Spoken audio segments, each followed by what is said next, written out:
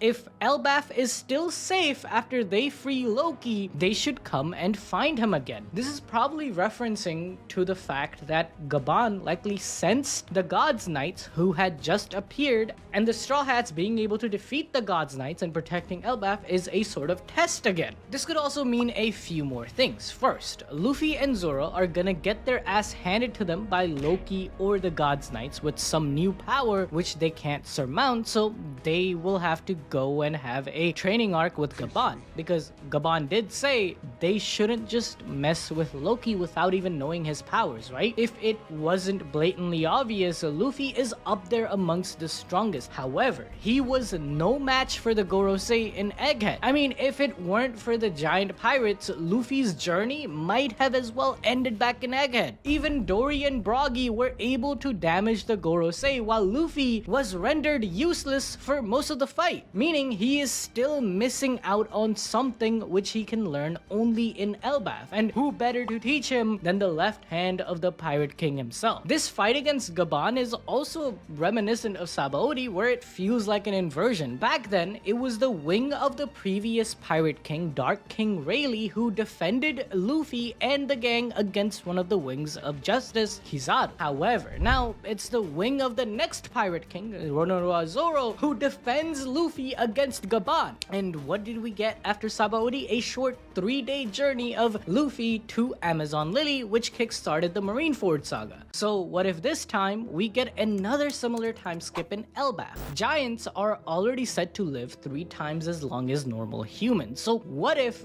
the days and nights in Elbaff are just as long? For every day that passes, 3 goes by in the outside world. This is also similar to how some Nordic countries like Norway, Sweden have weird day-night cycles due to their proximity to the North Pole. Or the other likely scenario might be that Gaban has the final road poneglyph that he can give to Luffy and further explain the Elbaff mural plus the entire history of the world and the Roger pirates. Also, speaking of Roger, we even see a glimpse of his plan in action through a flashback of Gaban and Shanks about Luffy. Shanks, of course, glazes Luffy to no end. You know, the usual Gok Gok 3000, he's a nice guy, said same thing the captain said, etc, etc again. But Gaban actually just wanted to see it for himself. That's why he had to test Luffy and Zoro. Moreover, he even recognized Luffy's Gear 5 form since he commented on his appearance. By staying in Elbaff all this time, he must have learned a lot about the Sun God. And on top of that, he did see the One Piece, which possibly gave him all the information about Joy Boy. Furthermore, when Summers asks Shamrock why they are in Elbaff, he assumes Shamrock is here to visit the former King Harold's grave, which is a very odd thing to say since Harold and the Celestials should be enemies, right? But this mention does help my theory about Loki doing nothing wrong. That King Harold was being brainwashed and manipulated by Emu and the Deep State Celestials into weakening the next generation of Elbaff, and that's why Loki was framed. Hashtag free my boy Loki in the comments and like the video, please. Thank you. He's cooking. Finally, there is one more thing left to discuss. Some would say the most important thing. Every single one of the God's Knights have been introduced to have a celestial family name associated with them or have a saint in their name, except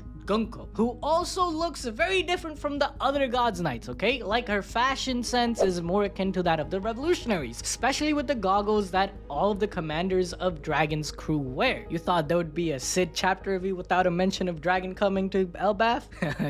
You thought wrong. This suggests that she could either have been a non-celestial recruit for Emu's royal guard, or she has infiltrated the organization on behalf of Monkey Deadbeat Dragon. Bro is on to absolutely nothing. Also, speaking of Dragon though, it's as if fate, honestly, it's destiny that Yusuf got sick this week and I had the privilege to break this news to you. There is a brand new official art for One Piece that shows Dragon and the Revolutionary Army moving. They have actual motion now. Look how sexy my glorious leader looks. No, not that's Sabo, bro. Pan to Dragon. Dragon's the leader. Look, is it a coincidence that Summers and Kill get summoned to Elbaff while Shamrock is needed back in Murray's Rod to deal with something? I think not. Phase 2 of Monkey D. Dragon's plan to topple the world government has started. Desk peace is over. We will see dragons soon, mark my words. And if you want to learn more about Shamrock, Shanks, and the entire Figureland bloodline and their 800-year history, watch the video on screen right now and like the video. And dragons coming to Elbaff.